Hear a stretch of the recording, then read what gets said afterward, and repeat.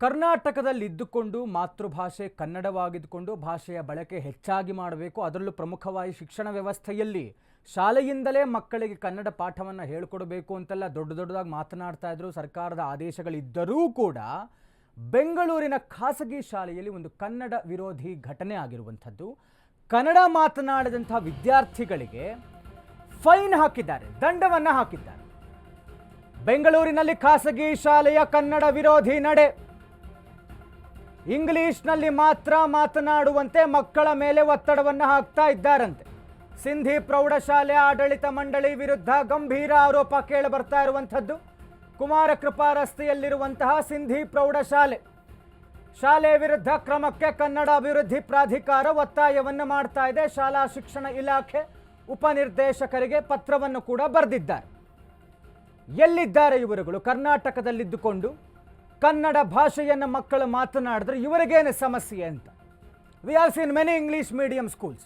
ಬೇಕಾದಷ್ಟು ಇಂಗ್ಲೀಷ್ ಮಾಧ್ಯಮ ಶಾಲೆಗಳಿದ್ದಾವೆ. ಅದರಲ್ಲಿ ಸೆಕೆಂಡ್ ಲ್ಯಾಂಗ್ವೇಜೋ ಥರ್ಡ್ ಲ್ಯಾಂಗ್ವೇಜೋ ಕನ್ನಡವನ್ನು ಇಡ್ತಾರೆ. ಪ್ರಾಶಸ್ತ್ಯ ಎಷ್ಟು ಮಟ್ಟ ಕೊಡ್ತಾರೆ ಅನ್ನುವಂಥದ್ದು ಗೊತ್ತಿಲ್ಲ.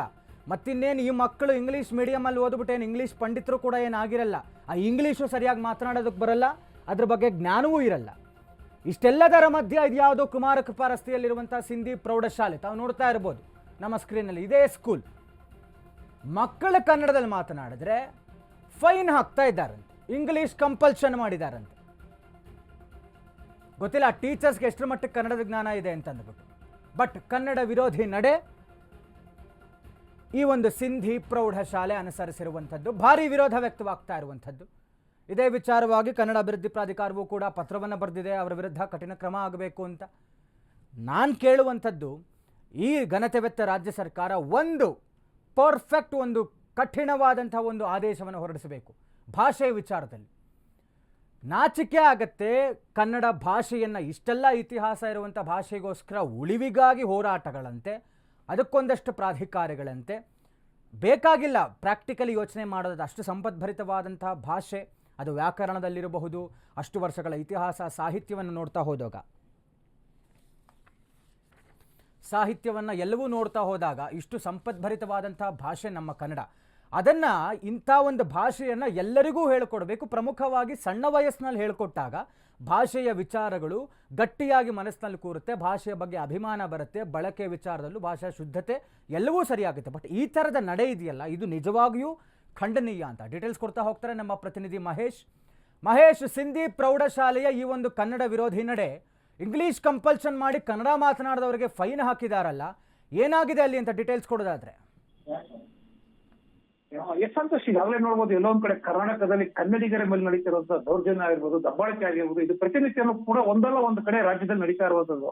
ಅದನ್ನು ಬೆಂಗಳೂರು ಸಿಟಿ ಅಂತಹ ಏನು ಒಂದು ಗ್ರೇಟರ್ ಬೆಂಗಳೂರು ಅಂತ ಆಗಿದೆ, ಅಲ್ಲಂತೂ ಕೂಡ ನಿಜವಾಗ್ಲೂ ಕೂಡ ಒಂದು ರೀತಿ ದೊಡ್ಡ ಮಟ್ಟದಲ್ಲಿ ಕನ್ನಡಕ್ಕೆ ಅಪಮಾನ ಆಗ್ತಿರೋದು ಒಂದ್ ಕಡೆ ಆದ್ರೆ, ಕನ್ನಡಿಗರ ಒಂದು ರೀತಿ ಅವಮಾನನೂ ಕೂಡ ಆಗ್ತಾ ಇರುವಂತದ್ದು. ಈಗಾಗ್ಲೇ ನೋಡ್ತಾ ಇರ್ಬೋದು ನಾವು, ಕನ್ನಡಿಗರ ಮೇಲೆ ಅತಿ ಹೆಚ್ಚು ದೌರ್ಜನ್ಯ ನಡೆದಿರುವಂತದ್ದು. ಆದ್ರೂ ಕೂಡ ಸರ್ಕಾರ ಯಾವ್ದು ಕೂಡ ಕ್ರಮ ಕೈಗೊಳ್ತಿಲ್ಲ ಒಂದು ಕಡೆ ಆದ್ರೆ. ಮತ್ತೊಂದು ಕಡೆ ಸಿಎಂ ಕಚೇರಿ ಹಾಗೂ ಮನೆ ಹೂಗಳತೆ ದೂರದಲ್ಲಿರುವಂತಹ ಸಿಂಧಿ ಪ್ರೌಢಶಾಲೆಯಲ್ಲಿ ಇವತ್ತು ದೊಡ್ಡ ಮಟ್ಟಕ್ಕೆ ಕನ್ನಡದ ಮಕ್ಕಳಿಗೆ ಒಂದು ರೀತಿಯಲ್ಲಿ ಏನೋ ಒಂದು ನೋಟಿಸ್ ಕೊಟ್ಟಿರುವಂತದ್ದು. ಅಂದ್ರೆ ಕಟ್ಟಡದ ಶಾಲೆ ಆವರಣದಲ್ಲಿ ನೀವು ಕನ್ನಡದಲ್ಲಿ ಕನ್ನಡದಲ್ಲಿ ಮಾತಾಡಬಾರ್ದು, ಯಾವುದೇ ಕಾರಣಕ್ಕೂ ಕೂಡ ಕನ್ನಡ ಪದ ಬಳಕೆ ಮಾಡಬಾರ್ದು ಅಂತ ಕೂಡ ಈಗಾಗಲೇ ಏನೋ ಒಂದು ಶಾಲಾ ಶಿಕ್ಷಕರಾಗಿರ್ಬೋದು ಅಥವಾ ಪ್ರಾಂಶುಪಾಲ ಆಗಿರ್ಬೋದು, ಅಲ್ಲಿರುವಂತಹ ಮಕ್ಕಳಿಗೆ ಸುಮಾರು ಒಂದು 8 ರಿಂದ 10 ಮಕ್ಕಳಿಗೆ ಒಂದು ದಂಡ ಹಾಕಿ ಅಂತ ನೋಟಿಸ್ ಕೊಟ್ಟಿರುವಂತದ್ದು. ಅಂದ್ರೆ ಇದೆಲ್ಲ ಒಂದ್ ಕಡೆ ನಿಜವಾಗ್ಲೂ ಕೂಡ ಎಲ್ಲೋ ಒಂದ್ ಕಡೆ ಶಾಲೆಗಳಲ್ಲಿ ಕನ್ನಡ ಬಳಕೆ ಮಾಡಬೇಕು. ಈಗ ಎರಡನೇ ಆಪ್ಷನ್ 2 ಅಥವಾ ಲ್ಯಾಂಗ್ವೇಜ್ 3 ಕನ್ನಡ ತಗೋಬಹುದು, ಫಸ್ಟ್ ಲ್ಯಾಂಗ್ವೇಜ್ ತಗೋಬಹುದು ಅಂತ ಇದ್ರು ಕನ್ನಡಕ್ಕೆ ಹೆಚ್ಚಿನ ಪ್ರಾಧಾನ್ಯತೆ ಕೊಡ್ತಾ ಇರೋದು ನಿಜವಾಗ್ಲೂ ಕೂಡ ಕೆಲವು ಆಂಗ್ಲ ಮಾಧ್ಯಮ ಶಾಲೆಗಳಲ್ಲಿ ಅತಿ ಹೆಚ್ಚು ಈ ತರ ದುರ್ಬಳಕೆ ಆಗ್ತಿರುವಂತದ್ದು. ಇನ್ನು ಉಳಿದಂತೆ ಏನು ಈ ಶಾಲೆ ನಡೆದಿರುವಂತಹ ಘಟನೆಗೆ ಸಂಬಂಧಿಸಿದಂತೆ ಈಗಾಗಲೇ ಏನು ಪ್ರಾಧಿಕಾರ ಅಧಿಕಾರಿಗಳಂತ ಪುರುಷೋತ್ತಮ್ ಬಿಳಿಮಲೆ ಅವರು ಕೂಡ ಈಗಾಗಲೇ ಶಿಕ್ಷಣ ಇಲಾಖೆಗೆ ಪತ್ರ ಬರೆದಿರುವಂತದ್ದು. ಇದೇ ಬಗ್ಗೆ ಒಂದು ವಾರದಲ್ಲಿ ನನಗೆ ಒಟ್ಟಿಬೇಕು, ಯಾರ್ಯಾರು ಈ ರೀತಿ ಕ್ರಮ ಕೈಗೊಂಡಿರೋ ಅದ್ರ ಬಗ್ಗೆ ಕೂಡ ಒಂದು ರೀತಿ ಕ್ರಮ ತೆಗೆದುಕೊಳ್ಳೋದನ್ನು ಕೂಡ ಈಗಾಗಲೇ ಪುರುಷೋತ್ತಮ್ ಬಿಳಿಮಲೆ ಅವರು ಎಚ್ಚರಿಕೆ ಕೊಟ್ಟಿರುವಂತದ್ದು. ಸಂತೋಷ್, ಮಹೇಶ್, ಆ ಒಂದು ಶಾಲೆಯಲ್ಲಿ ಕನ್ನಡ ಪಾಠ ಕಲಿಕೆ ಹೇಳ್ಕೊಡುವಂಥದ್ದು ಏನಾದ್ರು ಇದೆಯಾ ಅಥವಾ ಅದನ್ನು ತೆಗೆದುಹಾಕ್ಬಿಟ್ಟಿದಾರಾ ಅಂತ? ಸಂತೋಷ್, ಇಲ್ಲಿ ನೋಡಕ್ ಬರ್ರಿ ಎಲ್ಲ ಹೇಳಕ್ ಈಗ ಹಿಂದೆ ಏನು first language Kannada, second language English, third language Sanskrit ಈ ತರ ತಗೋಬಹುದು. ಅಂದ್ರೆ ಅವ್ರಿಗೆ ಆಪ್ಷನ್ ಕೊಟ್ಟಿರ್ತಾರೆ. ಆದ್ರೆ ಈ ಶಾಲೆಗಳಲ್ಲಿ ಕೆಲವು ಪ್ರಾಥಮಿಕ ಶಾಲೆಗಳಲ್ಲಿ ಕನ್ನಡವೇ ಇಕ್ಕಿಲ್ಲ ಲ್ಯಾಂಗ್ವೇಜ್ಗಳಾಗಿ.